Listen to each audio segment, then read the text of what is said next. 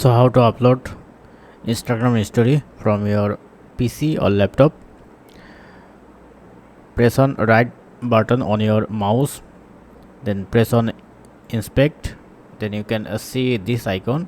Press on this icon and it will be a mobile version. Now select your device. Suppose I am selecting my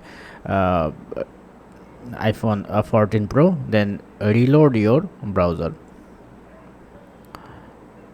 and once done, then you can see this plus icon. Press on plus icon, press on story.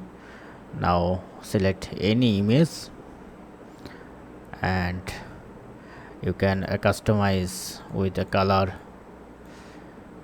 and you can add some text here also. And if you want to download it, download.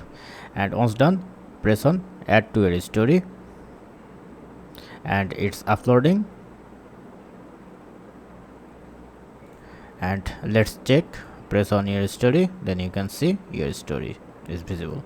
So that's it. Thank you for watching. Have a good day.